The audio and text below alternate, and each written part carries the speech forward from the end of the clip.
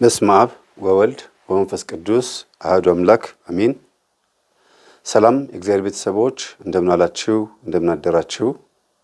አሜን። የአምላካችን የጌታችን የመድኃኒታችን የኢየሱስ ክርስቶስ ስሙ ከአጽናፍ እስከ አጽናፍ ከፀሐይ መውጫ እስከ ፀሐይ መጥለቂያ በፍጥረት አንደበት ሁሉ የተመሰገነ ይሁን።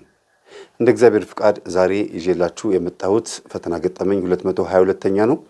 እጅግ በጣም ብዙ ትምህርት የምትማሩበት ይሆናል። በገጠመኝ 222ኛ የተማርነው ትምህርት እጅግ በጣም አሪፍ ነው። የዛሬ 2 ዓመት አሁን ደግሞ በፈተና ገጠመኝ 222 ላይ ደርሰናል። እንግዲህ ቀኑ እንዴት እንደሚነጉድ አያችሁት። ገጠመኝ፣ ልዩ ገጠመኝና ፈተና ገጠመኝ በሶስት የተከፈለ ገጠመኞች አቅርቤላችኋለሁ። እጅግ በጣም ብዙ ናቸው ብትደምሯቸው እንኳን። በመሃል ደግሞ የላይቭ ፕሮግራሞች አሉ፣ ሌሎች ወንጌሎች አሉ። አቤት በጣም ብዙ የተማማር ነው በእኔ ዩቲዩብ ብቻ። በሌሎች ወንድሞች ደግሞ ዩቲዩብ ደግሞ ብዙ የምታገኙት አለ። እግዚአብሔር እንግዲህ የምንማረውን የምናገኛቸውን እውቀቶች ለነፍሰ መዳኛ ያርግልን። ዛሬ እንግዲህ ይዤላችሁ የመጣሁት በርዕሱ ላይ እንዳያችሁት እግዚአብሔር ስድብን ያያል፣ መሰደባችንን መልሶ ይክሳል። ሲክስ ተሳዳቢዎቹን ገርፎ ቀጥቶ እንድንሳደብ የሚዳርጉንን መናፍስቶች አስሮ ሸኝቶ እኛን ደግሞ ነፃ አውጥቶ ነው እንጂ እንዲሁ ፍርደ ገምድል ሆኖ እግዚአብሔር አንድም ቀን ፈርዶ አያውቅም። ስለዚህ እግዚአብሔር አምላክ አመዛዛኝ እንድንሆን የረዳን አምላክ እሱ እንዴት ነው እንግዲህ ሕይወታችንን ሳያመዛዝንልን ለቁም ነገር የሚያበቃውና በጣም እኔ ይህን ታሪክ ለእናንተ በማቅረቤ እድለኛ ነኝ። እጅግ በጣም ደስተኛ ነኝ። ብዙ ሚዲያ ላይ እንዲቀርብ ብዙ አባቶች ሄደው በመጽሔትም በምንም እንዲቀርብ ተናግረው አይ እንዲህ ያለ ነገር እኛ አንፈልግም ብለዋቸው ነገሩን ትተውት እኔ ጋር እንግዲህ ምን አይነቱን ታሪክ አንፈልግም እንዳሉ አሁን ስታዳምጡት ትገረማላችሁ። የት ሚዲያ ሄዳችሁ ታሪክ የመናገር እፈልጋለሁ እንደምትሉ ማስተዋል አለባችሁ። ማን ጋር ሄዳችሁ ስለ መናፍስት ሴራ እናንተ ቤት ውስጥ ባዕድ አምልኮም ሆነ ማንኛውም ነገር ጥቃት እንደነበረ ለመናገር ስትሞክሩ የት ሚዲያ ሄዳችሁ እንደምትናገሩ ማሰብ አለባችሁ፣ ማስተዋል አለባችሁ። እምለው መፍትሄ የሚሰጧችሁ ናቸው ወይ ነው። ስትሄዱ ታሪካችሁን ብቻ ተናግራችሁ ማይክራፎን ይደረግላችኋል፣ ታናገራላችሁ፣ ቻው በቃ ብሎ ይሸኟችኋል። ከዛ ቁልጭ ነው። እናንተ የ1 ሰዓት ወይም የ2 ሰዓት ቀረጻ ካረጋችሁ በኋላ ለመቤታችሁ ናችሁ።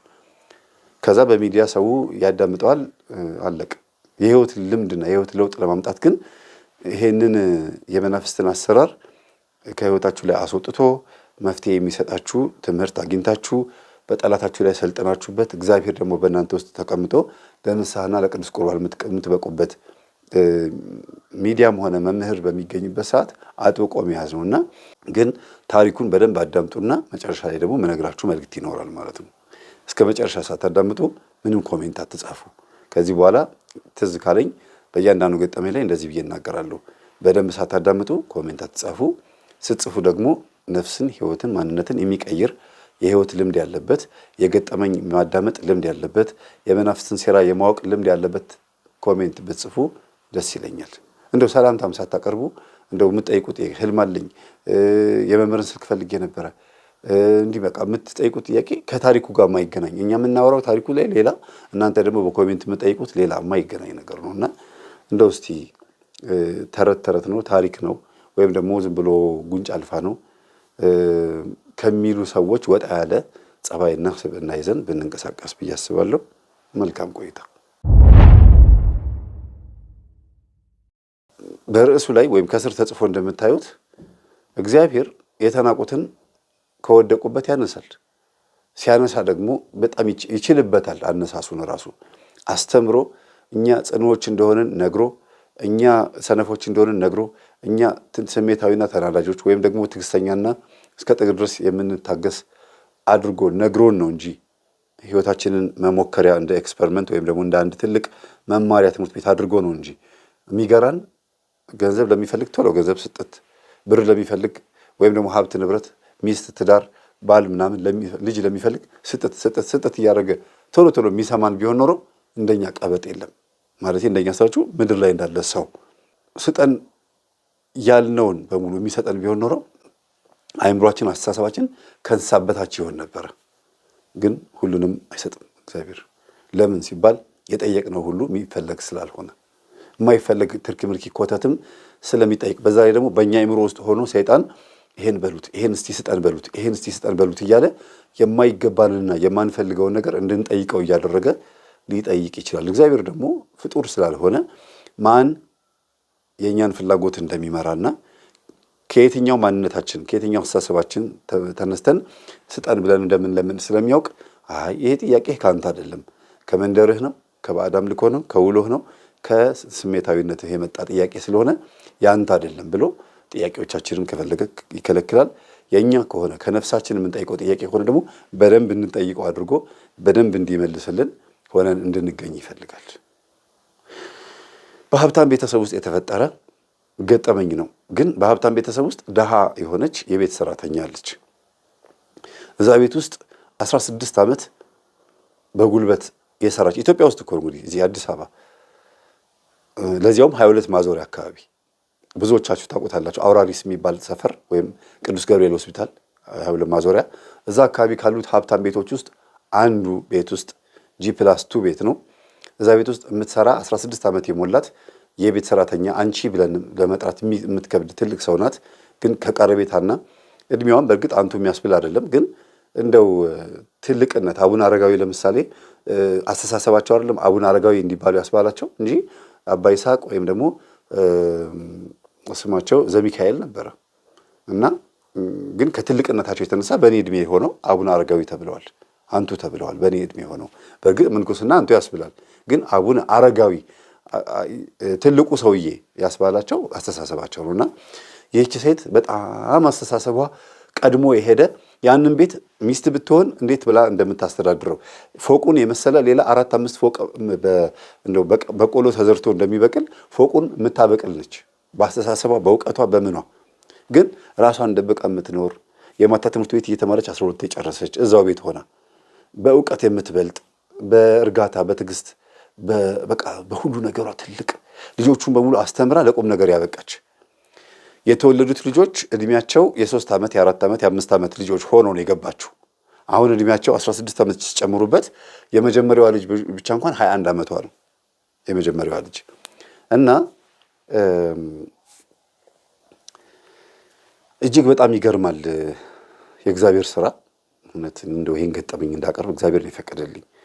ይህቺ የቤት ሰራተኛ ከቤትም የቤቷ ጋራ ባትስማማም ግን ታግሳትና እንደ ጸባይዋ እንዳመሏ ችላት እትይ እንዴት ነው ሰላም ነው ምን ነው አመሞት እንደ እያለች በጣም በቃ አቅርባት ሲያማት እያስታመመቻት ሲሻላት ደግሞ እየመታቻት ሲሻላት ደግሞ ሴትዮዋ እየሰደበቻት ብሔሯንም ጨምር ዘሯንም ጨምር እየተሳደበች በቃ ምንጃ ብቻ እናት ማን እንደሆነች ግራ እስኪያጋባት ድረስ የልጆቹ እናት ልጆቹ ራሳቸው እማዬ የሚሉት ሰራተኛዋን ነው። እናታቸውን ግን በስሟ ነው የሚጠሯት። ለምሳሌ ምሳሌ ነው የምጠራው። ስሟ እልፌ ከሆነ እናትየዋ እልፍዬ ብለው ነው የሚጠሯት እናታቸውን። እናታቸው አልማዝ ከሆነች አልምዬ ብለው ነው የሚጠሯት። ሰራተኛውን ግን እማ ነው የሚሏት። ተገላበጠ። ግን ይሄ በመባሉ ልጆቹን ብትመታቸው ብትቆጣቸው እኔ ነኝ እናታችሁ ብትላቸው ሊሰሙ አልቻሉም። እማዬ ጠዋት ወጥተሽ ማታ ነው የምትገቢው፣ እኛ የምናውቀው ነገር የለም የምትውለው አብራን ስንታመም የምታስታመምን ውክልና ሰተሻታል፣ እኛም ያለን አማራጭ እሷን እማዬ ማለት ነው፣ ሌላ ስም አናውቅም ነው የሚሏት። ትክክለኛ ስሟ በክርስትና ስሟ ነው። አልናገረውም። ለምን ክርስትና ስሟ ከተናገርኩ ትክክለኛ ስሟ ይታወቃል። እና ልጆቹ ካደጉ በኋላ የተሰጣቸውን የትምህርት ቤት የሽልማት የዋንጫ ወይም ደግሞ የአንዳንድ ሜዳሊያ ምናምን ሽልማት ሲኖር ገንዘብም አብሮ ይሰጣቸዋልና የእውነት ልምላችሁ ተሸልመው ሲመጡ ገንዘቡን ወዲያውኑ ቀሚስ ገዝተውበት ሸሚዝ፣ ውስጥ ልብስ፣ ፓንት እንደ ካናቴራ መሰለ ለሰራተኛዋ ገዝተው አምጥተው ነው የሚሰጧት። እጅግ በጣም ሲበዛ የተባረከች የቤት ሰራተኛ መሆኗን የታወቀው የመጀመሪያ ልጅ 21 ዓመት የሞላት ሴት ልጅ ናት። 21 ዓመት የሞላት ልጅ ሁለተኛ ልጇ 18 ዓመቱ ነው። ሁለቱም ተመሳሳይ የሆነ የትምህርት ደረጃ ላይ ነው ያሉት እና ግን ዘመድ ሰርግ ቦታ ቆይተው ሲመጡ ወርቅ ጠፋ ተባለ እና የጠፋውን ወርቅ በጣም ሁሉም ጠጥቶ ሰክሮ ስለነበረ ወርቁን በስነ ስርዓቱ ደብቃ ምስክር እንዲሆናት አንድ የቤተሰቡን ዘመድ ጠርታ ጋሽዬ እንግዲህ ሁሉም እንደሚያዋቸው ጠጥተዋል። ሰርጉ ካለፈ ቆይቷል። ግን ምግብ ጠርተው ነው ምሳ ተጠርቶ ዘመድም ጓደኛም ተጠርቷል። እና ይሄ ድግሱን ሳይጠጣ አታሳልፉ የተባለ እስኪመስል ድረስ ሁሉም ጠጥቶ ሰክሯል። እና አንድ ሰው ግን ያልጠጣ ሰው አየችና ልክ ሹም ሹፌር እንዳለ ሁሉ የቤተሰቡ ደግሞ ሹም የሆነ ሰው ነው የተገኘው። የማይጠጣ መንፈሳዊ የሆነ ሰው ተገኝቶ ጋሼ ደህና ነህ? እግዚአብሔር ይመስገን። አንተ ነህ እንግዲህ ያልጠጣ ያየው። እሺ አዎ፣ ለዚህ ቤተሰብ እርሶ ምንድን ነው አለችው። እኔ ቅርብ ቤተሰብ ነኝ፣ በሚስት በኩል የገሌ ገሌ ገሌ ቤተሰብ ነኝ ሲል ጊዜ በቃ እንካ ብዬ እንዳልሰጠህ ትሳቀቃለህ፣ እኔም እፈራሃለሁ፣ ግን ምስክር እንድትሆነኝ ነው። እንዲህ ያለ ወርቅ ከሶፋ ጀርባ ወድቋል። ይሄን ወርቅ አስቀምጨዋለሁ። ድንገት በቤተሰብ መካከል በማግስቱ ወርቅ ጠፋ የሚባል ወሬ ከተሰማና ችግር ውስጥ እንዳይገቡ ሁሉም ቤተሰብ ተደዋውላችሁ ወርቁ እኔ ጋር እንዳለ በዘዴ አድርገህ ንገርልኝ፣ ግን ቶሎ አትንገራቸው፣ ገሊት ጋር ያለው ምናምን አትበል፣ ወርቁ ማን ጋር እንዳለ እኔ ያውቃለሁ፣ ተሰብሰቡ ብለህ ከነገርክልኝ በኋላ እንደዚህ አድርግልኝ አለችው። እሺ አለ። ከዛ ሁሉም ቤተሰብ ተሰበሰበ። በማግስቱ ማለት ነው። ወርቅ ጠፋ ተብሎ እብድ ሆነ እና እዛ ቤት የጠፋው ቤቱን ያጸዳው ማን ነው ሲባል ሰራተኛዋ ነች። እና ሌባ ሌባ ሌባ ብለዋት ገና አልነገሯትም። ወርቅ አግኝተሻል ምናምን ብለው አልጠየቋትም። ለምን አግኝቻለሁ ብላ ስላልተናገረች ሁሉም በተሰበሰቡበት ሊናገሯት ነበር የታሰበው። ልጁ ደውሎ ጠፋ የተባለውን ወርቅ እስቲ እንሰብሰብና እናውራ፣ ማን ቤት የጠፋው? ገሊት ድግስ የነበረበት ቤት ተብሎ ተሰብስበው ምን ስታደርጉ የጠፋው? ለምንስ ይዛችሁት መጣችሁ ሲባል አይ እኛ ለድግስ ለብሰነው መጣን። ከዛ እዚህ ኩትሻ አድርገን እዚህ ግንባር ላይ ምናምን እዚህ ሳርዴታ ሁሉ የሚሰካ ነበረ፣ አንገት ላይ ይሄ አልባሶ ላይ የሚደረግ ምናምን ብቻ ብዙ ነገር ነበርና አንድ እቃ ላይ ተከምሮ ተቀምጦ ነበረ ከሶፋ ጀርባ። በወርቅ ጉዳይ ላይ ብዙ ጊዜ አቅርቤያለሁ። ከዚህ በፊት የዛሬ 3 ዓመት ምናምን አቅርቤያለሁ። እና እንደዚህ ነበረ። የት አደረግሽው? እኔ እንጃ፣ እኔ ስጠጣ የት እንዳለ አላውቅም። ታዲያ የግዴታ ቤት ያጸዳ ብቻ ነው ወይ ወርቁ ሊወስድ የሚችለው ብሎ ተናገረ። እና አዎ በቃ ሊወድቅ የሚችለው እዚህ ነው። ከዛ ደግሞ የምታነሳው እሷ ነች። አይደለም ሰርጉ ላይ ከነበሩት እድምተኞች መካከል ደፋር የሆነ ዘመድ አገኘሁ ብሎ የሚጠቀም ሰውስ አያገኘውም ወይ? ለምን እሷ ነች ልትሉ ቻላችሁ? እዚህ ዓመት ስንት ዓመት በታማኝነት የሰራች ሰው ናት። እና እንዴት እንደዚህ ትላላችሁ ሲባል እውነት ነው በእውነት ይቅርታ አድርጊልን እሺ ለእመቤት አሏት። ስሟን ካስተካከለ ስሟን ካደሰ በኋላ በሂጅና ወርቁን አምጪው አላት። ድንግጥ አሉ። እንዴ ምንድን ነው አሉ። ቀድማ ነግራኛለች። ትናንትና እንዲህ ስትብሉ ጊዜ ቀድማ ይኸው ምስክር እንድትሆነኝ ብቻዬን አንስቼው ቢሆን ኖሮ ብዙ ሰው አያምነኝም። ቀድማ ግን እኔን ጠርታ ያልጠጣኸው አንተ ነህ፣ ይኸው አንስቼ አስቀምጨዋለሁ፣ ነገ ችግር ከተነሳ እንደዚህ አግኝቼው እንዳስቀመጥኩት እንጂ እንደሰረኩት እንዳይቆጠርብኝ ተናገርልኝ ብላኛለች ብሎ ሲናገር ወርቁን የጠፋባት ሴትዮ ብድግ አለችና እውነት አለች። እውነት ይሄ እንደዚህ ነው ያደረግሽው አለቻት። አዎ እኔ አንቺን እንደው እድርሻለሁ ስል ጊዜ አይ እኔን ከምትድሪ እንደው ልጄን ብትድሪ ይሻላል፣ ልጄን ሴት ልጅ አለችኝ፣ ልጄን ዳሪልኝ። ይገርማል። ለራሱ አይደለም ያሰበችው። እኔ ትልቅ ሰው ነኝ፣ እኔ ምን ትድሪኛለሽ? ልጅ አለችሽ? አዎ የደረሰች አዎ ስንት ዓመቷ? 20 ዓመቷ። እውነት? አዎ የሱማ ልጅ አለቻት ምናምን ተባለ። ከዛ አዎ ቀበጥ ልጅ ናት፣ በጣም አስቸጋሪ ልጅ ነች፣ እኔ እዚህ እንድትኖር ላመጣት ሞክሬ ነበር ምናምን ብላ የቤቱ ባለቤት ተናገረች። ቤት ውስጥ ያለችው ማለት ነው። ከዛ ውይይት ተጀመረ።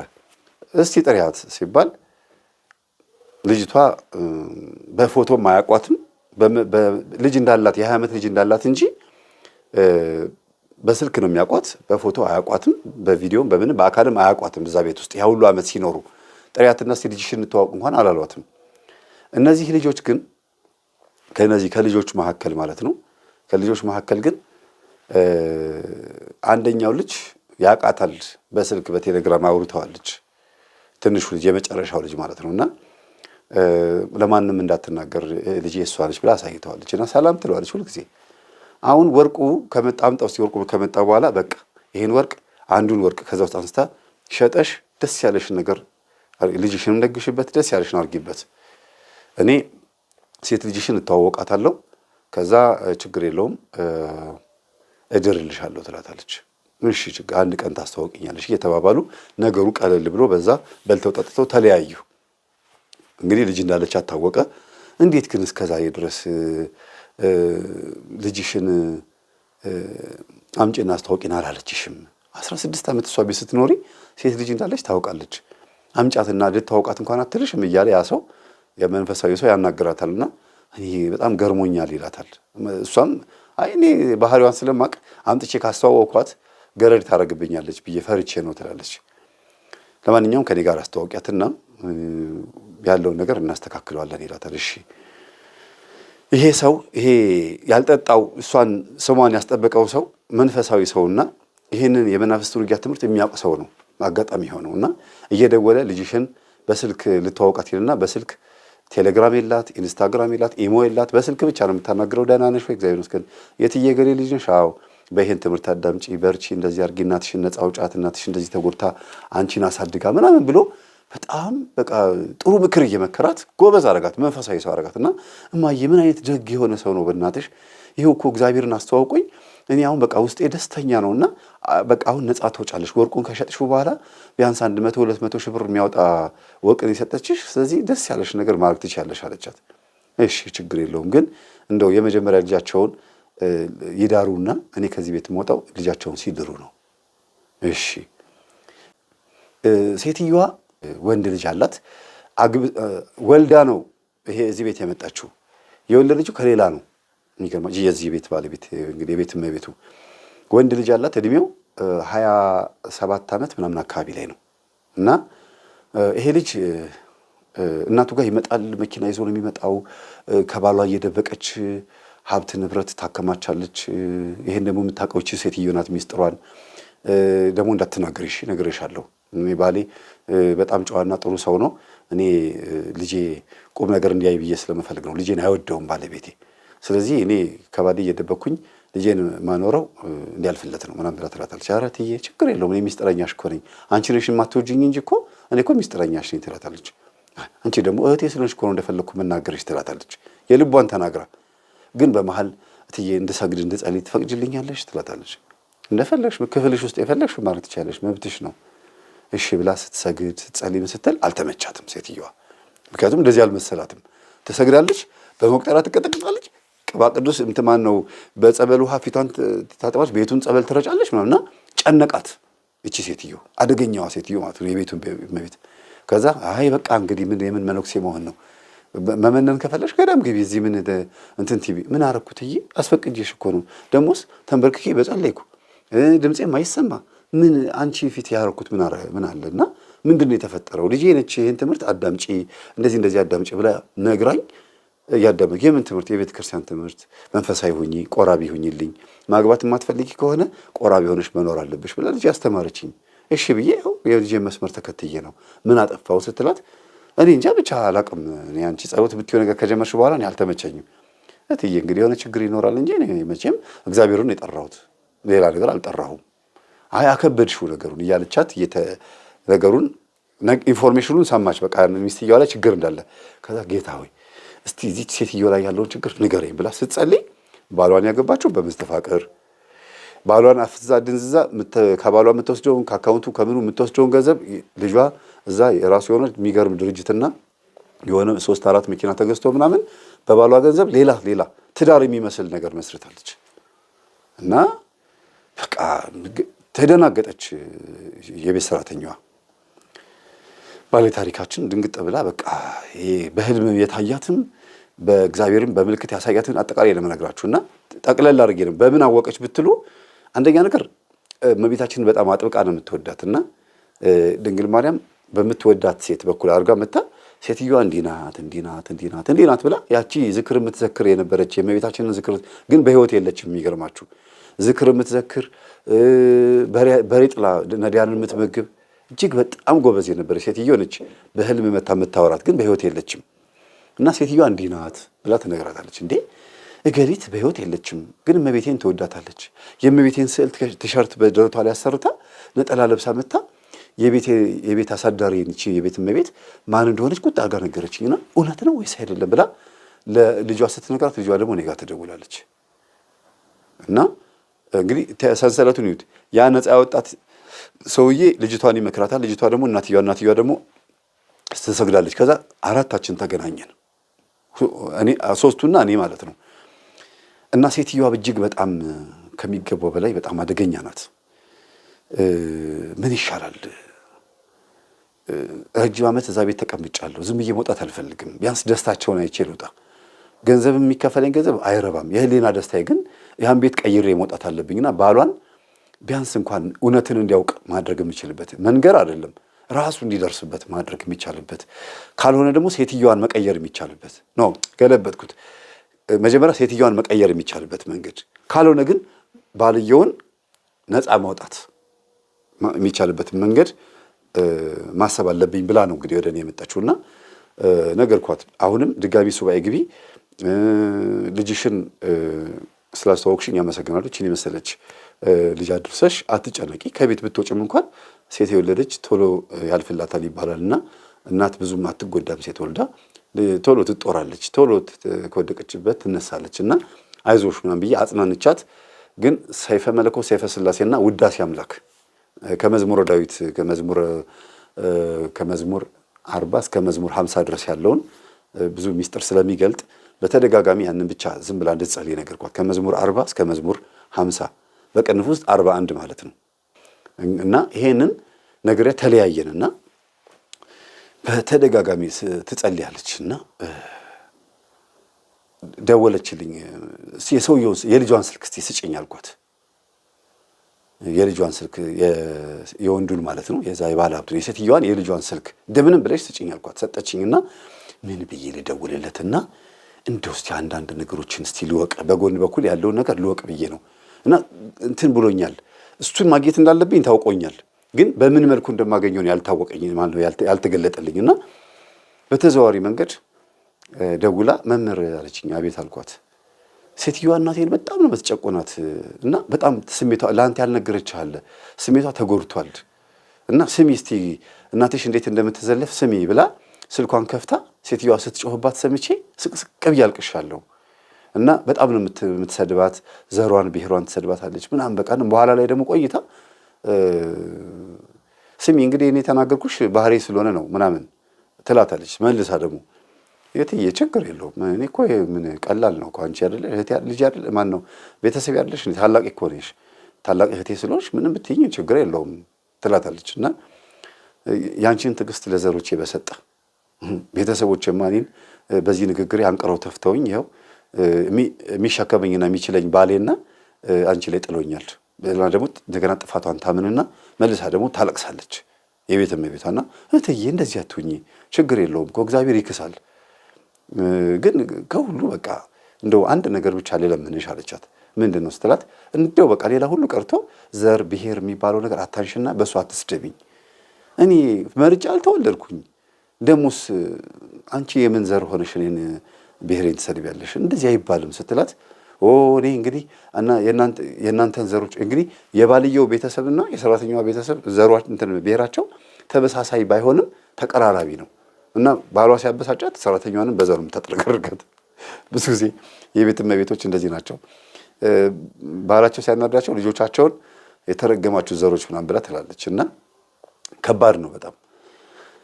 እና የእናቷን መጎዳት ስለምትነግረኝ በተደጋጋሚ እንዶች ሴትዮ በምንድን ነው እስቲ እግዚአብሔር የሚበቀላት? በምን ይካሳት እችን ሴትዮ እያልኩ እያሰብኩኝ አንድ ቀን ቀጠርኳት እና እንገናኝ እስቲ ያልኳት። እሺ አለችኝ። ቤተክርስቲያን ከሚካኤል ግቢ ቀጠርኳት። ተገናኘን፣ አወራን። በጣም ጸጥ የሚል ሰዓት ነበረ፣ በጣም ቆንጆ ሰዓት ነበርና አውርተን በጣም መንፈሷ በቃ የሆነ የእግዚአብሔር ቃል አስተምሪያት ብቻ አይደለም ዝም ብላ የተሰማትን ስትነግረኝ እንትን አላት፣ ቀለላት። እኔም ደግሞ እናትሽን የሚከሳት በጣም አስገራሚ በሆነ መንገድ ነው እና እስቲ ዝም ብለን የሆነ ቦታ እንሄድ አልኳት። እሺ አለችኝ። እና ቀጥታ ስልኩ ላይ ደወልኩና እንዴት ነው እንደሚያ ሰላም ነው ወይ? እግዚአብሔር ይመስገን አለውኝ። ማን ልበል አለኝ። እንደዚህ ስራ ማሰራት ፈልጌ ነበርና እናንተን ድርጅት መርጬ ነው አልኩት። እንግዲህ የሴትዮዋ ልጅ ነው። ሄድን። እንጃ አንዳንዴ እውነቴን ነው። ጥሩ ብልሃት ከመጣላችሁ ውስጣችሁ ዝም ብላችሁ በቃ እግዚአብሔር ለምኑት ይሆናል። ከዛ እኔ የሄድኩት በቃ ልተዋወቀውና እስቲ ባህሪውን ልወቀው። በእናቱ ነው የወጣው። በእናቱ ካልወጣ ቢያንስ በሱ በኩል ፖላይት ሆኖ እናቱን በቃ እንደው እባክሽን እቺን ሴትዮ 16 ዓመት አገልግላለችና ካሻት እንዲላት እንዲመክርልን ነው እናቱን። ከዛ ገና ስንገባ እኔ ሰላም እንዴት ነው ያለኝ፣ እሷን እንዲህ ያለ ያታል እና ትታወቃላችሁ እንዴ ስለው ጊዜ ኧረ አላቃትም ጋሼ ያው መምህር መሆኔን አያውቅም። ኧረ ጋሼ አላቃትም ካንተ ጋር ነች እህት ናት ወይስ ሚስት አለኝ። ኧረ እኔ ባለትዳር ነኝ፣ የሶስት ልጆች አባት ነኝ። እሷ እንዲሁ ዝም ብዬ ቤተክርስቲያን ትምህርት ማስተምራት ልጅ ነች እና ይሄ ደግሞ የእናንተን ውጤት እዚህ ፋብሪካ ውጤታችሁን ፈልጌ ነው የመጣሁት ምናምን ያልኩት እና ጥሩ ምርት ነው ሰው ሲቀመጥበት አይሰበርም ምናምን እያልኩት እየጠየኩት ኧረ ይቅርታ በቃ ማለት እንጃ ብቻ ማቃት መሰለኝ ሃይስኩልም አብረን የተማረን መሰለኝና እንደው ይቅርታ አስተዋውቀኝ ከልጅቷ ጋር አለኝ። እውነት አልኩት አስተዋውቃለሁ ችግር የተዋወቁ አልኩት። ስሙ እሷ ማን እንደሆነ ነግሬያታለሁ። ኦልሬዲ የሴትዮዋ ልጅ ነው ብያታለሁ። ግን መልኳን አያውቃትም ጭራሽ ልጅ እንዳላት ሴትዮዋን እንጂ የሚያውቀው ጭራሽ እንደዚህ ስለ ቤት ውስጥ ስላለው ጣጣ ብዙም አያውቅም ከውጭ ያለ ሰው ስለሆነ ማለት ነው። እና ሰላም አለችውና ከዛ ነገሮች ተቀየሩብኝ። እኔ ሄድኩት እንግዲህ ሌላ ጉዳይ ነውና ልጁን ሳየው ቶሎ ብሎ አይኑ ትክክል የሚለው ሴት ላይ ነው። መምህር መሆኔን ቢያቅም ቀድሞ ይሄን ላያደርግ ይችላል ብዬ አስባለሁ። እና እንደው ምናልባት ፍቅረኛው አስሆኜ ቢሆን ኖሮ እንደዚህ ይታያል እንደ ሴት ልጅ ምናምን ስለው ይቅርታ ይላል። እና ጓደኞቹ ይስቁበታል ከርቀት። ጓደኞቹ ማለት አብረውት የሚሰሩት ድርጅቱ ሰራተኞች እሱ ቀጣሪያቸው ነው ባለቤቱ ነው። ግን በጣም ምን ያህል እንደተቀራረባቸው ያሳውቃልና በጣም አሪፍ ልጅ ነው ለካ። ከዛ አይዞህ እስቲ ና ቢሮ እንግባ አልኩት። በቃ ጠብቂኝ መጣሁ አልኳትና ገባንና መምህር ተስፋ ይባላለሁ በዩቲዩብ ላይ እንደዚህ አስተምራለሁ እና እሷን ሚካኤል እንደዚህ አስተምሪያት ምናምን ብዬ ነው የመጣሁት እና አሁን ደግሞ አንተ ደግሞ ልጅቷ ላይ አየሃት። በእርግጥ ጓደኛ የላትም። ከወደድካት አንተ ህይወት ሳይለወጥ እንድትቀርባት አልፈልግም። ምክንያቱም ልጅቷ አንደኛ ድንግላዊት ናት፣ ሁለተኛ ነገር ደግሞ በጣም ጨዋና ስነ ስርዓት ያላት ልጅ ነች። በእንደዚህ አይነት መልኩ ደግሞ አንተ ወዲያው አይተሃት ነገሮች የሚከናወኑ አይደሉም ብዬ መጨረሻ ላይ ነገርኩት። አውርተናል፣ በደንብ ስላወራን ነው ባጭሩ የነገርኳችሁና ግን እንደዚህ አይኑ ካጥሩ ነው ስለው ጊዜ እኔ እንጃ በቃ ገና ሰዓት ውስጥ በጣም ተላወሰ፣ ደነገጥኩኝ አለኝ። እንዴ አንተ ፍቅረኛ የሆና ቢሆን እኮ ቀማኝ ማለት ነው አልኩት። አይ አይሆንም፣ በእርግጥ ላይሆን ይችላል። እኔ አታስዋሸኝና ምርት ለማየት ወይም ውጤት ለማየት ወደ ውስጥ ብትገባ ስልኳን እንቀበላት ነበር አለኝ። እሷ ካልሰጠች ሰልኩት ሞክራለሁ አለኝ።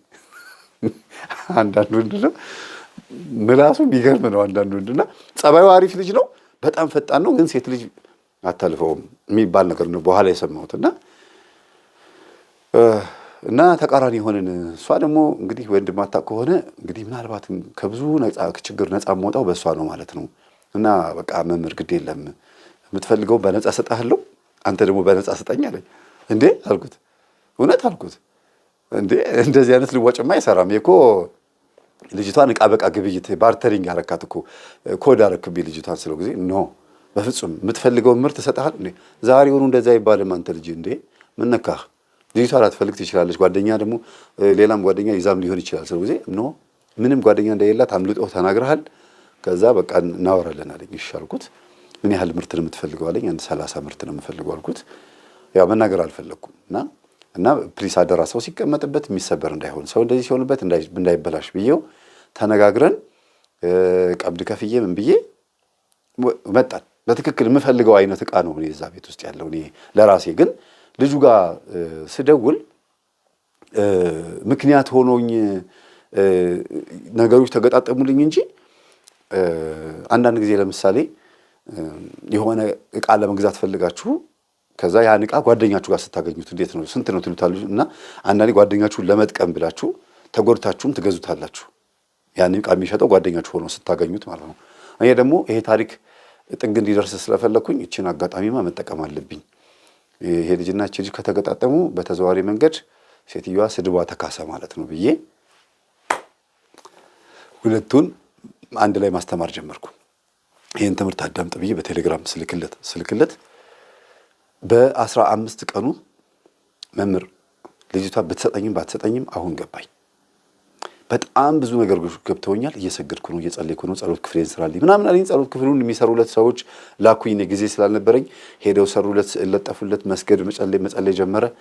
ሰራተኞቹን ሁሉ ኑ ቤተክርስቲያን እንሂድ እያለ አንዳንድ እያደረገ ዛሬ ተረኛ ማን ነው እያለ ከኔ ጋር ጸበል የሚሄድ ሲል ኧረ እኔ ልሂድ፣ በስመ አብ እኔ በቃ መላቀቅ አቅቶኛል ከዚህ ሲጋራ፣ እኔ ልሂድ፣ እኔ ከዚህ ጫት እያሉ ልጆቹ አንዳንድ እያሉ ከዛ እንዲያውም ጭራሽ እሱ ይሄድ፣ እሱ ብሶበታል፣ እሱ ይሄድ እያሉ በኋላ ላይ እንትን ማለት ጀመሩ፣ መሸሽ ጀመሩ። እና ለምንድን ነው የምትሸሹት አላቸው። አይ እንዲያውም ካሁን በኋላ ሱስ ያለበት ሰው እኔ ጋር አይቀጠርም አላቸው።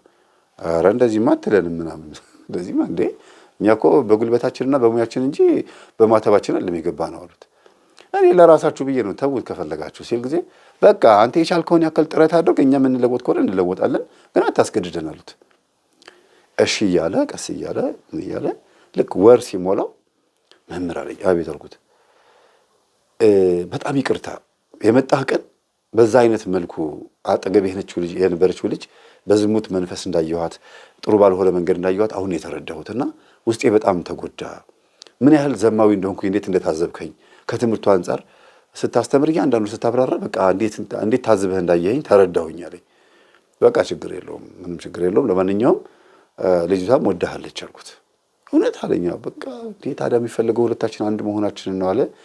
ሁለቱን አቀራርቤ የጮኝነቱን ትምህርት አስተማርኳቸው። ቀስ እያልኩኝ ነገሮች እየተስተካከሉ ሲመጡ 6 ወር ሲሞላቸው ደግሞ ከጮኝነት ቀጥሎ ቅድመ ጋብቻ የሚባል ትምህርት አስተማርኳቸው።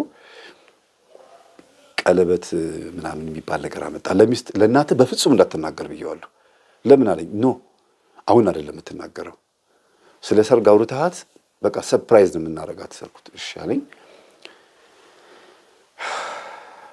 እናትየዋም አታውቅም፣ ሁለቱ እናቶች አያውቁም። ይሄንን ጨነቀኝ። እንዴት ነው የማደርገው?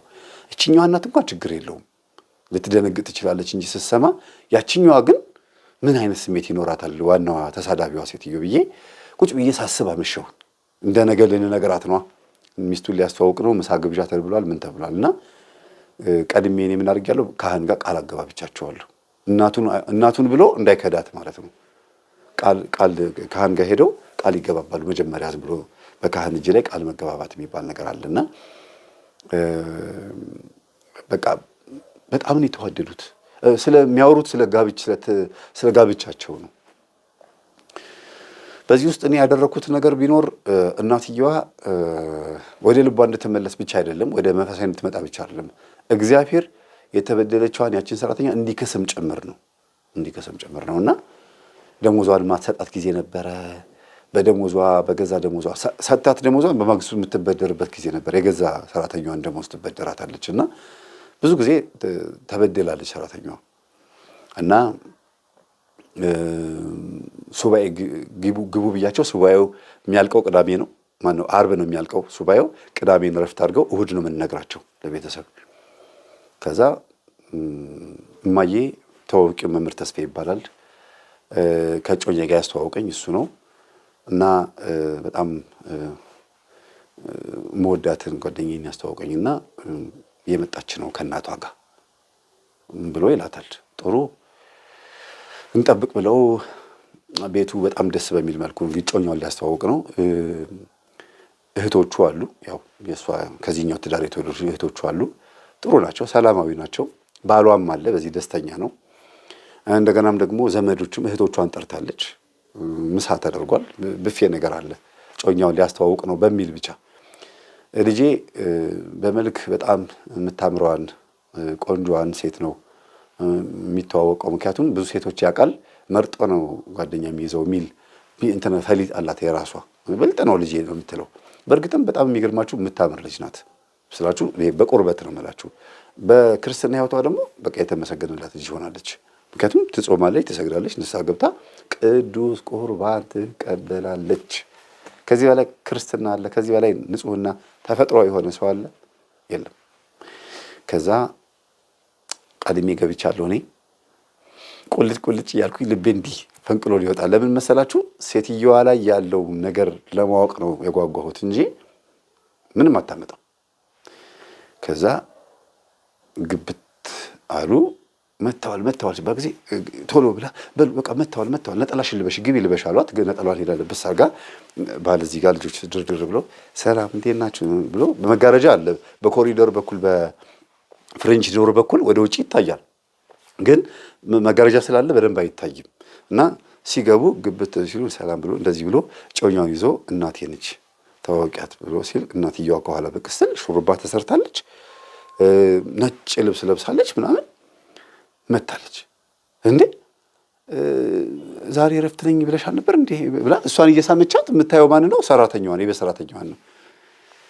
እንግዲህ እግዚአብሔር ይህንን አድርጓል፣ እኔ አላውቅም እንዴት እንደሆነ፣ እኔም እንዳንቺ አዲስ ነው አለች። እንዴት ማለት? እንግዲህ እሷ ልጄ ነች አለች። ደነገጠች። እንዴት ሊሆን ቻለ? በፍጹም ሊሆን አይችልም፣ ሊሆን በቃ በጣም ጮኸች። እንዴ እህቶቿ ሁሉ ደነገጡ። ማለት እንዴት ነው ሊሆን የማይችለው? እሳይ ተገኝቶ ነው 16 ዓመት አገልግላሻለች። ተገጣጠሙ ሆነ ነገሩ። ኖ በፍጹም በውስጥ አጣብሳ ነው። ይሄን ልጄንና እሷን አገናኝታብኝ ነው። ልትበቀለኝ ነው ምናምን ብላ ጮኸች። በቃ አበደች። ስም እኛ ደግሞ በቃ ጸጥ። ባሏ ምንድን ነው የምታወራው ምናምን እያለ ሰው ይጠይቃል። ከዛ ጋሼ አልኩትና ባሏን ጠራውና ምንድን ነው አልኩት። እኔ እንጃ ምንድን ነው፣ ሴት ልጅ እንዳላት ታውቃለሁ። በእርግጥ መልኳን አይተናት አናውቅም። እኛም አስተዋቂ ማለት ነበረብን። ግን ችግር አለው እንዲህ አለኝ ሰውየው። እሷስ ልጇ ብትሆን ምን ችግር አለው ቢሆን? እኔ እንጃ እንግዲህ አላውቅም አሉ። በቃ ማለት መፍረድ ከበዳቸው በጣም። ስትመጣ አምሮባት የመጣችውና የቤት ሰራተኛ ልጅ አገባ የሚለውን ነው እንግዲህ ሞራል ስሜት የሚባለው ነገር አለና አይሆንም በቃ ትቼዋለሁ፣ ምሳውን ግብዣውን ትቼዋለሁ። ከዛ አባትየው ባልየው ማለት ነው አትችይም፣ ልጅሽ ልጄ ናት፣ ማነው ልጅሽ ልጄ ነው፣ ደስ ያለውን ሰው አምጥቶ ማስተዋወቅ መብቱ ነው። አምጥቷል፣ አስተዋውቋል። ዛሬ ነው የሰማሁት ብላለች፣ መብቷ ነው። ድሮም ጥንትን ብትሰማ መብቷ ነው። ተዋወቁ፣ ተጋቡ፣ በቃ ምን ለውጥ አለው? በፍጹም ዛሬ እንኳንም ሰርግ አልሆነ ምናምን ስል ጊዜ አይ ማየ እንግዲህ እኔ የምትይው ነገር አልገባኝም። የፈለኩትን ሰው አምጥቼ ማግባት መብቴ ነው። ተቀበይ ነው ተቀበይ፣ ካልበለዚያ ግን እኔም ምሳውን ትቼ ልጅ ስወጣ አንቺንም ጭምር ነው ትቼሽ የምወጣው አላት። ውጣ፣ አልፈልግም፣ ታዋርደኝ ነው የምትፈልገው ምናምን አለች። ከዛ ነገሩን በረድ ለማድረግ ስሞክር አንተ ለዚህ ችግር የፈጠርክብኝ አንተን ያስተዋውቋቸው። አዎ እንዴት ከየት አገናኛቸው? ቤተ ክርስቲያን። ልጄ ቤተ ክርስቲያን ተሳላሚ አይደለም። እኔ ልጅሽ ጋር ሄድኩት ዕቃ ምርት ልገዛ ሄድኩትና እሷ ደግሞ ከኔ ጋር ነበረች። በቃ ይሄን የተፈጠረው ምንድን ነው የምትይው አልኳት። ከዛ አለቀሰች አለ። መሬቱን ደበደበች። ማየ ትሰሚያለሽ አላት። በጣም ስለምወዳት ቃል ገብቼላታለሁ። በጣም ስለምወዳት ያለኝ ንብረት በሙሉ የሷም ነው አላት። አበደች። በቃ ቤቱ በቃ ቀውጥ የሆነ አለች። በቃ ይሄ ፀጉሯን ነጭች፣ ያ የመሰለ አለባበሷ ምናምን ነጭ ልብሱን ቅድድ አደረገችው። ሁሉም ሰው ደነገጠ። ከዛ ተረጋጉ፣ ይሄ ኖርማል አይደለም፣ መንፈስ ነው፣ የሆነ ነገር ይኖራል። ዝም ብሎ እንደዚህ ሰውን መናቅና የቤት ሰራተኛ ልጅ ለምን አገባ ብሎ እንደዚህ የመሰለ ማንነት በፍጹም በህይወት አይቼ አላውቅም። ጸበል አምጡልኝ አልኩ። ከዛ ጸበል መጣ። ከእናንተ መካከል ዲያቆን አለ ስል አዎ አንድ ሰው አለ፣ ዘመድ ሆኖ ተጠርቶ የመጣ ዲያቆን አለና አለ ቆይ ተባለ። ከዛ ደንግጦ ወደ ኋላ ሸሽቶ ነበርና የት አለ ስል ይኸው አለ አሉ። ወንድሜ ጸሎት አድርግና እስቲ ጸበል እርጭ አልኩት። አይ ምን ያስፈልጋል አለ። ግድ የለህም ዲያቆን ካለ በጸሎት ቢያግዘን ጥሩ ነው፣ ጸበሉን ይረጫለሁ ችግር የለውም። ምክንያቱም ጸበል መርጨት ማድረግ አይጠይቅም፣ ሰውን በጸበል ማዳን ማድረግ አይጠይቅም። ግን ዲያቆን እያለ እኔ መጸለይ አልፈለግኩም አልኩት። ከዛ መልካ ሚካኤል እየጸለየ እኔ አንድ ጊዜ ቾፍ ሳረግባት ተዘራ ወደቀች።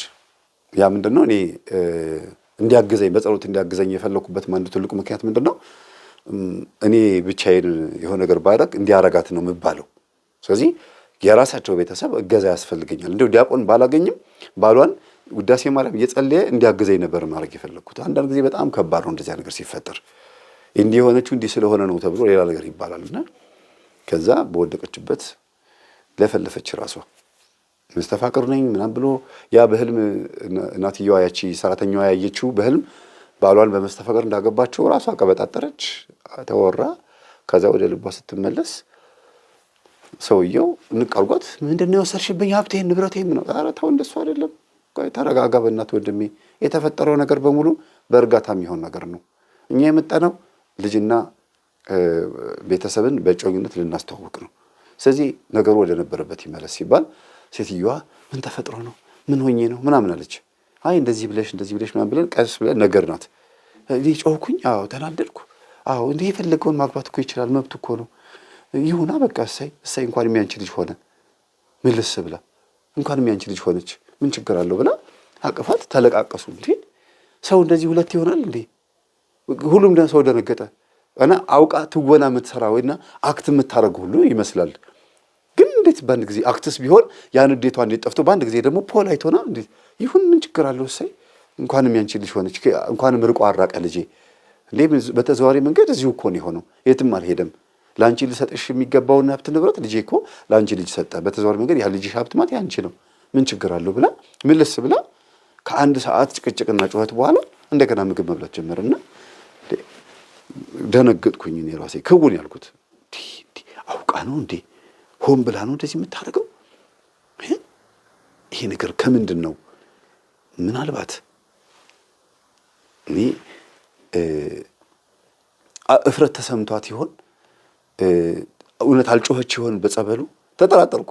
ለመሰላችሁ ፍጹም የማትገምቱት ሌላ የቤት እመቤት ነው የሆነችው። ሌላ በቃ ሌላ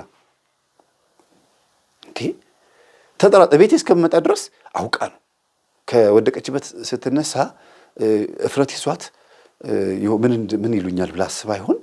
በመንፈሱ ሀሳብ ባይሆን ደግሞ ስለ መንፈስ አታውቅም። እንዴት በአንድ ጊዜ ይህን ትወና ትተውናለች? እንግዲህ እውነት እኮ ነው መንፈሱ ጮኋልና ተይዞልኛል እኮ። ግን ማመን አቅቶኝ እኮ ነው። እግዚአብሔር ያደረገው ድንቅ ስራ ማመን ከብዶኝ እኮ ነው። ከዛ አመሰገንኩ። ተንበርክኬ ውዳሴ ማርያም አደረስኩኝ ቤቴ። እግዚአብሔር ሆይ በእንደዚህ አይነት መልኩ የሰውን ማንነት በሁለት ባህሪ ስላሳየኸኝ እንዲሁም ደግሞ ነገሮች በሰላም ጨንቆኝ የነበረው ነገር እፎይታ እንዲገኝ ስላደረገ አመሰግናለሁ አልኩት። የሚገርማችሁ ገና ሰርጉ ሳይደገስ ራሷ እናትየዋ ነች ደውላ ለልጇ ልጄ እቺን የመሰለሽ ልጅ የትም አታገኝም፣ ካሁኑ ያንተ የሆነ ሁሉ የእሷ እንደሆነ ንገራት እና አንተ በሴቶች በሴቶች ማትረካ ወይም ደግሞ ሴቶችን አሳዳ ደስታህን የት እንዳለ እንኳን ግራ የተጋባህ ሰው የምታሳርፍልኝ ትክክለኛ ሚስትን ያገባኸው፣ ትክክለኛ ልጅን ያገኘኸው፣ የትክክለኛ ጨዋ የሆነች ሴት ልጅን ያገኘኸው። እናቷ እኔ ቤት ውስጥ እኔን ችላኝ እንደተቀመጠች የባሌ ሚስት ብትሆን ኖሮ ባሌን ለትልቅ ደረጃ የምታደርስ ቅድም እንደነገርኳችሁ 4-5 ፎቅ እንዲኖረው ልታደርግ የምትችል ነበረች ሚስት ብትሆን ኖሮ ነው የምላችሁ። እና ይሄን ራሷ መሰከረች እናትየዋ። የባሌ ሚስት ብትሆን ኖሮ የቤት ሰራተኛዬ ባሌን ለትልቅ ደረጃ ታደርሰው ነበር። እኔ ነኝ ባሌ ድሃ ያደረኩት። በተዘዋዋሪ መንገድ ግን ብሩ፣ ገንዘቡ፣ ሁሉ ነገሩ ዞሮ መጥቶ ለእናትየዋ ሆኗል፣ ለልጅቷም ሆኗል። እና የእናት ጸባይ ለልጅ ይሆናልና እንደ እናቷ ከሆነ ጸባይዋ ትዕግስተኛ ከሆነች ልጄ ቁም ነገረኛ ሚስት አግኝቷል፣ ንጹሕ የሆነች ሚስት አግኝቷል፣ አይዞህ ብላ ጭራሽ የሌለ በቃ ማለት ሌላ ያልነገርኳችሁ ለእናትየዋ ራስሽ ንገሪያት ብያታለሁ። ለራሷ እናት ለሰራተኛዋ ማለት ነው። ሂጂና ሚካኤል ግቢ ይዘሻት ሄደሽ እማዬ እጮኛዬ እንግዲህ ያሳደርሽ የቤት እመቤት ያኖረች ሴትዮ ወንድ ልጇ ነው፣ መምህር ተስፋዬ እንዲያርጎኝ ብለሽ ራስሽ ንገሪያት። እኔ እሷ ፊት መናገር አልችልም። በጣም ስትደነግጥ ማየት እኔ አልችልም። አልቃሻ ስለሆንኩኝ እኔ ስንቱ ላልቅሽ ይችለዋለሁ ምናምን ብዬ ነግሬያታለሁ። ከዛ ተነግሯት አልቀሳ ምን ብላ በጣም ደንግጣ እኔም ጋር እንዳትደውል ንገሪያት፣ አመሰግናለሁ ቢባል ነገር አልፈልግም፣ በቃ እዛው አፍናችሁ ያዙት ብያታለሁ። ያ ስለተከናወነ ነው እናትየዋን ፀጉር ቤት ወስደው ሹሩባ አሰርተው ቆንጆ ልብስ አልብሰው ምናምን አድርገው ይዘዋት የመጡት ማለት ነው በአንድ ቀን ውስጥ። እና ደንግጣለች፣ ልቧ ፈንቅላ ልትወጣ ነው በደስታ ሰራተኛዋ። ከዛ እኔ ራሴ ደውዬላት እንዴት ነው ስላት ጊዜ ምን ይባላል ምን ልበል አለችኝ። ምን ትያለሽ? ምንም እኮ አይባልም፣ እግዚአብሔር መልሶ ይከሰሻል። ያ ሁሉ የልጇ ድርጅት እኮ ያንቺም የልጅሽም ነው። እግዚአብሔር እንዴት እንደሚከሳየሽ አልኳት። አዎ ከባሏ የዘረፈችውን ገንዘብ ከአንቺም የዘረፈችው ገንዘብ በተዘዋዋሪ መንገድ አንቺ እጅ ላይ ሆኗል። ባሏ ግን ፈቅዶልሻል። አሁን ከባሏ ጋር እያወራሁኝ ነበረ። ባለቤቷ እኔ ጋር ደውሎ ከኔ የዘረፈችው በሙሉ ለልጇ ቢሆንም በተዘዋዋሪ መንገድ ግን እኛው ጋር ነው ያለው፣ ምንም ችግር የለውም ብሎ በጣም የገባው ሰው ነው ባለቤቷ። እና ግን እንዴቱን የሚገልጸው ቢራ በመጠጣት ነው። የሚገርማችሁ ድራፍት ይገለብጣል፣ ቢራ ይጠጣል ምናምንና ማታ ማታ ትንሽ እየጠጣ መምጣት ጀመረ፣ መበሳጨት ጀመረና ከዛ ልጆቹ ነገሩኝ። አብረው መስገድ ጀምረዋል አይደለም እንግዲህ ሰራተኛዋም ሴትዮዋም ምናምን አብረው መስገድ ጀመሩ፣ አብረው መጸለይ ጀመሩ። እና አሁን ትንሣኤ ሲመጣ ከቤታችን ሰርግ አለ። አንድ ሰርግ ከ5 ሰርጎች ውስጥ አንዱ እሱ ነው። ይሄ ሰርግ ነው ማለት ነው። የሚገርም ሰርግ እንደሚሆን ተስፋ አደርጋለሁ። ልጇን ለናቀቻት የቤት ሰራተኛ ልጅ ልትድር ነው። ዘሯን ስትሰድብ ለነበረችው ለናቀችው ዘር ልትድር ነው። እግዚአብሔር ስራ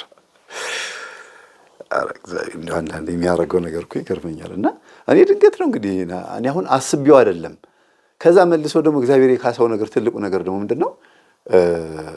ባለቤቷን አስፈቅዳ ሚስቱን እንድትሸልም የልጇን ሚስት እንድትሸልም እና እንደው ያጠፋሁት ጥፋት እንዳለ ሆኖ እኔ ስለምወድህ ነው መስተፋቅር አድርጌ ያገባው ነገር ሁሉ ተጋልጦብኛል፣ ተስቆብኛል። በቤተሰቦቼ ሁሉ አንቺ ለካ በመስተፋቅር አግብተሽ ነው ሚስቴ እያለ እዛ እግርሽ ጫማሽን ሲልስ የነበረው ብለው ስቀውብኛል። እና ነገሩ አልፏል። እንግዲህ የዛሬ 20 ዓመት የነበረ ጉዳይ ነው። ተወኝ፣ በዚህ እንዳትወቅሰኝ አለችው። ችግር የለውም ስለምትወጂኝ ነው። ለማንኛውም የላክሽብኝ መስተፋቅር እንዴት እንደማስወጣው አላውቅም እያለ ሲያስቸግራት ነው እኔ ጋር ደውለው አረ ባለቤቴ እየጠጣ እየገባ አስቸገረኝ። እንግዲህ አይ ትልቅ ሰው ነው ያል መክሮም መንፈስ ምን እንደሆነ አንቺ ላይ አይቷል። ስለዚህ መስገድ መጸለይ የእሱ ፈንታ ነው። ትምህርቴን እንዲያዳምጥ ጋብዡ ብያት ራስሽ ያስገባሽውን መንፈስ ራስሽ አስወጪ የሚል ገጠመኝ ነበረ።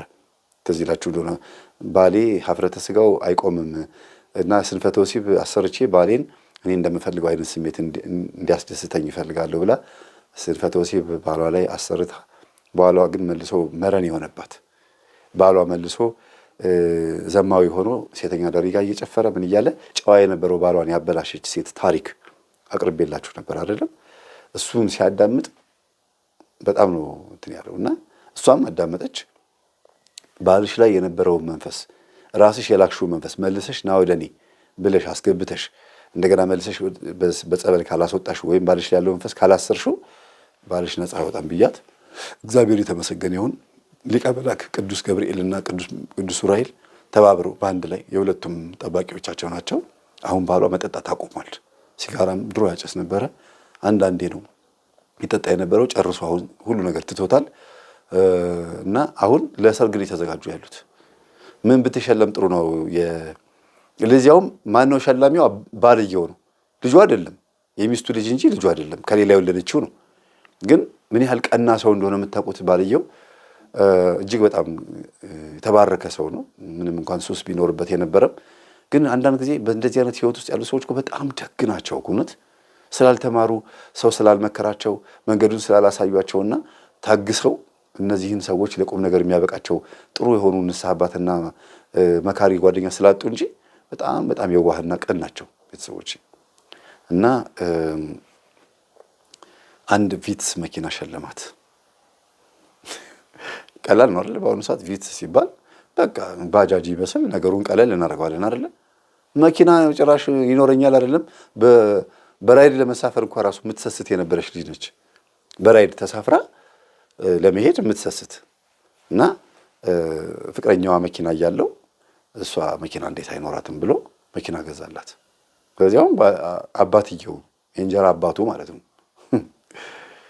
እና በጣም እግዚአብሔር ሲክስ እንደዚህ ነው የሚክሰው። እና ቪትስ ከተገዛ በኋላ ልጅቷ በቃ ማለት እግዚአብሔርን ፈራችሁ። እንዴ እንደዚህ ቶሎ የሚሰማ ቶሎ ጸሎትን እናቴን እንባዋን ለቅሷን ሁሉ ነገር አይቶ እኔንም ሄጄ ደጁ ስር ተደፍቼ ሱባኤ ገብቼ ቶሎ የሚመልስ አምላክ ከሆነ ከዚህ በላይ ንጹሕ ሆኜ ከዚህ በላይ በደንብ ተገዝቼለት ብለምነው ብሰግድና የነፍስን ጉዳይ ብቻ እየጠየቅኩት ዘላለማ ሕይወትን ለመውረስና ሰዎች እንዲድኑ ደግሞ የበለጠ በጠይቀው እግዚአብሔር እንዴት ነው የሚያደርግልኝ ብላ በጉጉት የሆነ ልትበሉ የተዘጋጃችሁት ለምሳሌ በርገር አዛችሁ ወይም የሚያምር ደስ የሚል ቆንጆ ምግብ አዛችሁ አስተናጋጁ እስኪያመጣው ድረስ እንዴት ነው የምታስቡት? በአይምሯችሁ ሹካና ማንኪያ ይዛችኋል። በአይምሯችሁ ጠቅላችሁ ጨርሳችሁ ልትጎርሱ ተዘጋጅታችኋል። ታጥባችሁ ሁሉ ተዘጋጃላችሁ አይደል? እንደዛ አግብታ ቶሎ ብላ የቤት እመቤት ሆና ጸሎት ክፍል ሰርታ ከዛ በኋላ ባሏ ከስራ እስከሚመጣ ወይም አብራው እየሰራች የምትሰግድበት የምትጸልይበት ልጆቿን የምታቆርብበት ከዛ ደግሞ መልሳ ደግሞ ጥሩ የቤት እመቤት ሆና እንዲህ ብቻ የሆነ ደስ የሚል ህይወት ለመኖር የምትጓጉት ጉጉት አለ አይደል? እንደዛ አይነት በቃ ተስፋ የሚባለውን ነገር ነካችሁ። በቃ ተስፋን ዘገነችው። ከእናቷ ዘገነች። የትም ከማታውቃት ከቤት እናቷን ተሰድብባት ከነበረችው ሴትዮ ዘገነች። በመሀል ያልነገርኳችሁ በጣም ብዙ ነገር አለ። ዞሮ ዞሮ እዛ ቤት መታ መልኳ እንዳይታይ ያደረገው እግዚአብሔር ነው። እኔ አይደለሁም ያስተዋወቅኳቸው።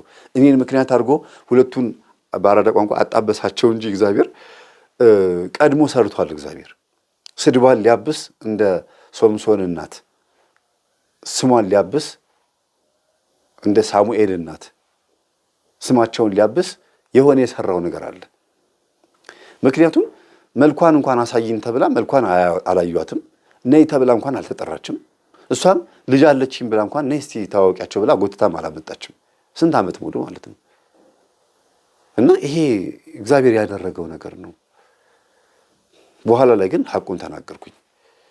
ሐሳቡ የመጣልኝ አንቺ ካለሽ መጥፎ ባህሪ አንጻር የመጣ ነው። አንቺ ሴትዮዋን ዘሯን እየሰደብሽ ምን እያልሽ ስለምትይ እስቲ እግዚአብሔር በዚህ ካሳት ብዬ ያንቺን ልጅና እሷን አስቤበት አይደለም የሄድኩት። ለፍቅረኛሞች እንዲሆኑ ለማድረግ ሳይሆን እንደው እባክህ እናትህን ምከራት። የዚች ልጅ እናት ማለት እናትህ የምታሰራት የቤት ሰራተኛ አሳዳሪዋ ነችና እባክህን እናትህን እንደው ብትመክራታት እቺ ሴትዮ እንደዚህ አትበያት ብለህ ንገራት ልል ነበር የመጣሁት። ግን በመሃል የተፈጠረ ብዬ ለሁሉም ፊት ለፊት ተናግሬያቸዋለሁ። እና እግዚአብሔር ያደረገው ነው የተባለው። ጭራሽ እቺው መስተፋቅር አድርጋ ባሏን ያገባችው ሴትዮ ልጅቷን ወዳት ልትሞት ነይ እያለች ቀሚስ ትገዛላታለች። የሚያማምር የሀበሻ ቀሚስ ትገዛላታለች። እና እትዬ ለምንድን ነው ግን ይሄን የምታደርግልኝ? እናቴን ስለሰደብሻት፣ እናቴን ስለወቀስሻት ተሰምቶሽ እየካስሽኝ ነው ስትላት ጊዜ አይደለም እናትሽን በደንብ ነው ማቃት። እናትሽን መስለሽ ነው የወጣሽው። ያንቺ እናት ትዳር ቢኖራት ባል ቢኖራት እንዴት አድርጋ ትዳሯን ቀጥ አድርጋ ልትኖር እንደምትችል ከእናትሽ እቀና የነበረው ጸባይ አለ። እሷን በመምሰል ጥረት አደረግ ነበረ። እናትሽ እኔ ቤት 16 ዓመት ባትቀመጥ እኔ ትዳሬ ይፈታ ነበር። እየመከረችኝ ተይትዬ እያለችኝ ትዕግስት እንዲኖረኝ እያደረገች ባህሪዋን ከእሷ እየወረስኩኝ ባሌን ታግሼ ብዙ ነገሮችን እያለፍኩኝ ዛሬ ላይ እንድኖር ያደረገችኝ ያንቺ እናት ነች። አንቺ ላይ ደግሞ ዝም ብዬ ሳስብሽ ዝም ብዬ ባየሁሽ ቁጥር ያ ነገር ይታየኛል። እና ተመሳሳይ የሆነ ነገር አለ ብዬ ነው የማስበው። ከእናትሽ የወረስሽው ነገር ይኖራል ብዬ ስለማስብ ልጄ እንዳይበደል እንዳይጨቆን በጣም ጥሩ ትዳር ጥሩ ኑሮ እንዲኖር አንቺ ብቻ ነሽ የምታዋጨው። ልጄ ልክስክስ ነው ብዙ ሴት ያውቃል ብላ ስለ ልጇም የበለጠ በደንብ አድርጋ የነገረቻት እሷ ነች። ልጄ በጣም ብዙ ችግር ነበረበት። ዛሬ መስገዱን መጸለዩን አይደለም ማሰብ ያለብሽ። ምንም ሴት ከእኔ ጋር ሆኖ እኔን የሆነ ቦታ እያደረሰ በመኪና እየሄደ ሴት ይጠብሳል እኔን እንኳን አያፍረኝም ብላ ስለ እናት ብዙ ጊዜ ልጇን ከሚስቱ ጋር የምታማ ልጇን ከጮኛው ጋር የምታማ ከሆነ በጣም ወዳታለች ማለት ነው። እናት ከወንድ ልጇ ሚስት ጋራ እጅና ጓንት ከሆኑ ለልጇ በጣም ታስባለች ማለት ነው። ልጇ ደካማ ጎንም ይኖረው ሰነፍም ይሁን ጠንካራም ይሁን የበለጠ ጥሩ ትዳር እንዲኖረው ትመኛለች ማለት ነው እናት። አለበለዚያ ግን በጣም አስቸጋሪ ነው። የምትጠላው ትዳር ከሆነ ጭራሽ የባልየውን እህት ቤት መታ ሚስጥር የምትሰልል ምናምን ሆና በጣም መጥፎ ነው የሚሆነው። ብዙ ጊዜ የባል እህት ቤት ውስጥ ካለች እንደገና ደግሞ እንደዚህ አይነት ነገሮች ካሉ በጣም አስቸጋሪ ያው ይቅርታ አድርጉልኝ ለምናገረው ነገር ጥሩም ሊኖሩ ይችላሉ። ግን እንደዚህ አይነት ነገር ላይ ብዙ ጊዜ ሰላም የለም። በትዳር መካከል ቤተሰብ ከገባ በትዳር መካከል ስልክ እየተደወለ የሚነገረው ካለ በትዳር መካከል እንዲሆንኩኝ እንዲያረገችኝ ምናምን የሚባል ከሆነ አለቀለት ትዳሩ በቃ ዜሮ ይገባል። አስተዋይ ካልሆኑ ባልና ሚስት ማለት ነው የባሰ ይሆናል ማለት ነው። እና 2016 ከዳግማዊ ትንሣኤ በኋላ ያለው ሁለተኛው ሳምንት የዳግማዊ ትንሣኤ ሁለተኛው ሳምንት ማለት ነው። የዓመት ከዳግማዊ ትንሣኤ ከ15 ቀን በኋላ ማለት ነው ሰርግ ነው። እግዚአብሔር የተመሰገነ ይሁን። መልካም ፈቃዱ ከሆነ ፎቶ ካልሆነ ደግሞ እንግዲህ እንኳን ደስ አላችሁ ብለን የሆነ ነገር ማድረጋችን አይቀርም። የዛን ቀን እግዚአብሔር እንዲህ ይከሳል። የቤት ሰራተኛ መሆን አለመማር አይደለም። የቤት ሰራተኛ መሆን ማለት አለማስተዋል ወይም ደግሞ የሆነ ቆሻሻነት አይደለም። ሰው ሀብት ንብረት ስላለው ገንዘብ ስላለው ሰራተኛ ስለቀጠረ ደግሞ አስተዋይነት ማለት አይደለም። ወይም ደግሞ የቤትም ቤት መሆንና ሰራተኛን ደሞዝ መክፈል ይሄን ስሪ ይሄን አርጊ ይሄን ልብስ ጠቢ ስላሉ በእውቀት ይበልጣሉ ማለት አይደለም። እና አንዳንድ ጊዜ እንዲያውም በጣም ሰነፍ የሆኑ የቤት እመቤቶች ከቤት ሰራተኞቻቸው ቢማሩ ጥሩ ነው ብዬ አስባለሁ። ጥሩውንም መጥፎውንም መማር ጥሩ ነው። አንዳንዴ ባላቸውን የሚያማግጡባቸው የቤት ሰራተኛ እንዳሉ ሁሉ፣ አንዳንዴ ወሬ የሚያቀባብሉ የቤት ሰራተኞች እንዳሉ ሁሉ፣ አንዳንዴ ከጎረቤት የሚያጣሉ የቤት ሰራተኞች እንዳሉ ሁሉ እሱም ትምህርት ነው። ምክንያቱም ያንን አይቶ ያችን ሴት አስወግዶ ወይም አስተምሮ መልካም ሴት ማምጣት ወይም መልካም ሴት ማድረግ የመሰለ ነገር የለም።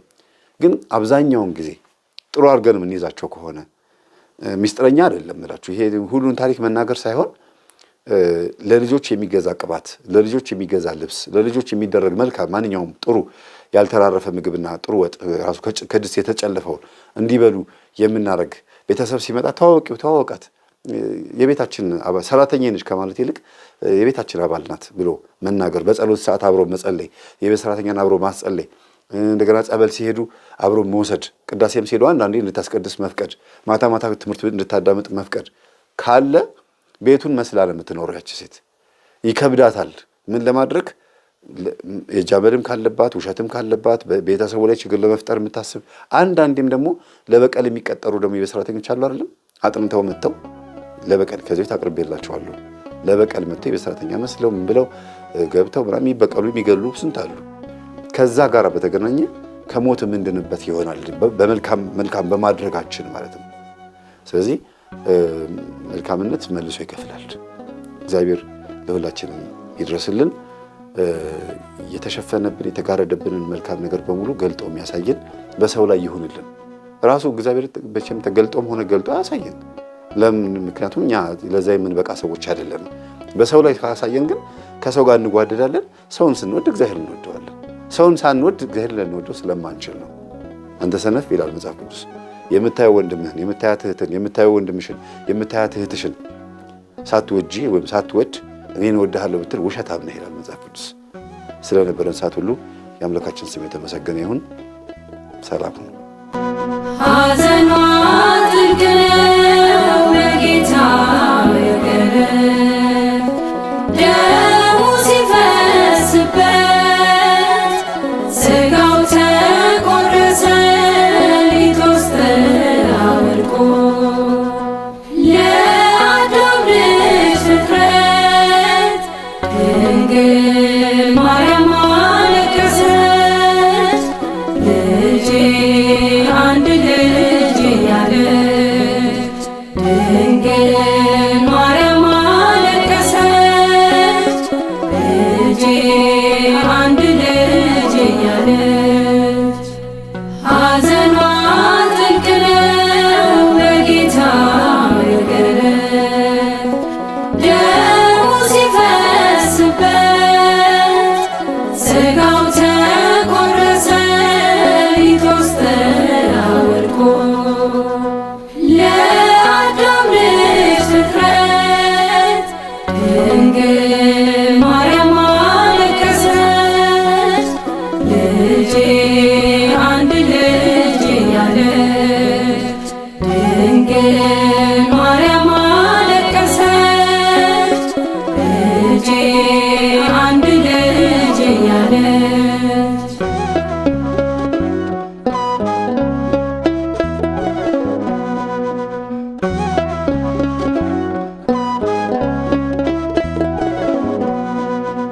ሥጋና ደሙ ያሳየው ትሕትና ሥጋና ደሙ አካሏ ነውና ሥጋና ደሙ ምስጢር የታየበት ሥጋና ደሙ ሕይወት ነው በእውነት ሥጋና ደሙ ለእኛ እውቀት ሆነ ሥጋና ደሙ ፍጥረት በእርሱ አመነ።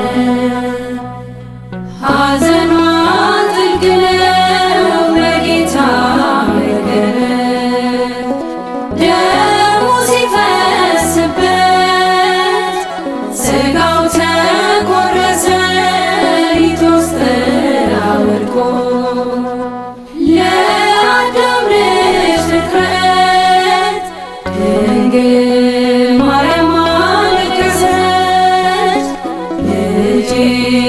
አንድ ልጅ እያለች ድንግል ማርያም አለቀሰች። ልጄ አንድ ልጅ እያለች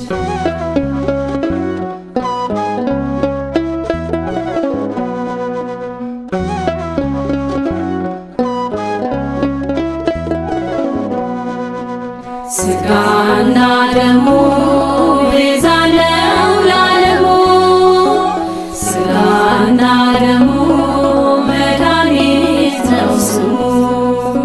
ሥጋና ደሙ ይረቃል ይጠልቃል፣ ሥጋና ደሙ ከራስ ያስታርቃል።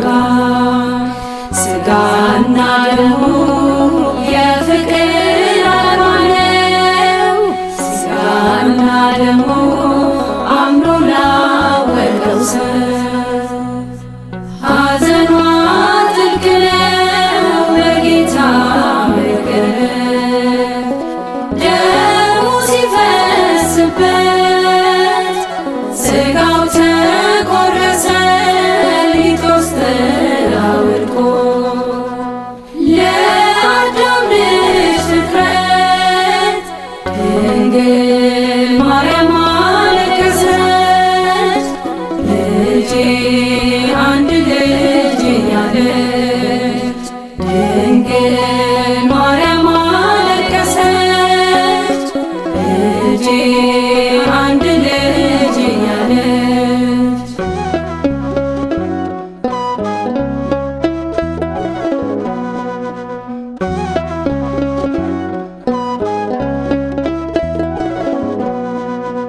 ሥጋና ደሙ ያሳየው ትሕትና፣ ሥጋና ደሙ አካሏ ነውና።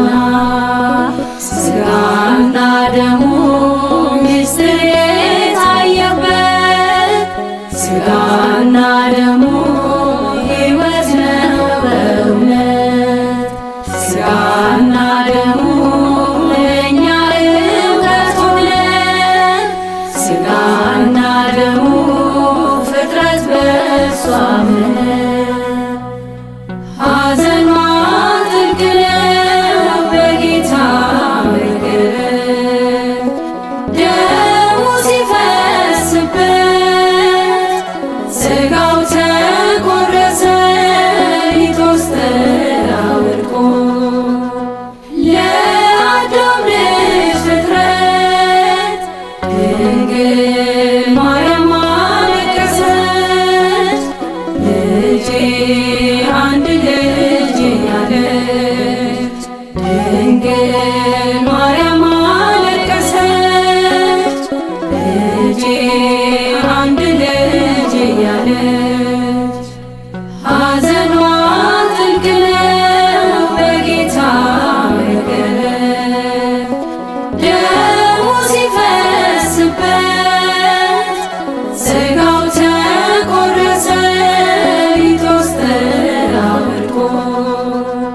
ለአዳም ልጅ ፍጥረት ድንግል ማርያም አለቀሰች። ልጄ አንድ ልጅ እያለች ድንግል ማርያም አለቀሰች።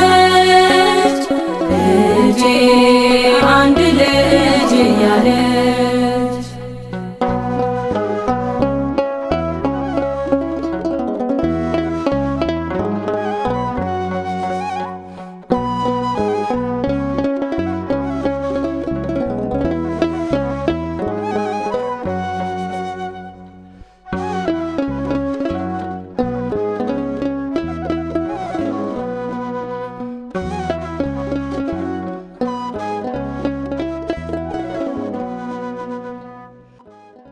ሐዘኗ ጥልቅ ነው በጌታ መገረፍ፣ ደሙ ሲፈስበት ሥጋው ተቆረሰ ሊቶስጥራ ወድቆ። ለአዳም ልጅ ፍጥረት ድንግል ማርያም አለቀሰች። ልጄን አንድ ልጄን አለች። ስለ መዝሙሩ የአምላካችን ስም የተመሰገነ ይሁን። እህቶቻችንን ዝማሬ መላእክት ያሰማልን።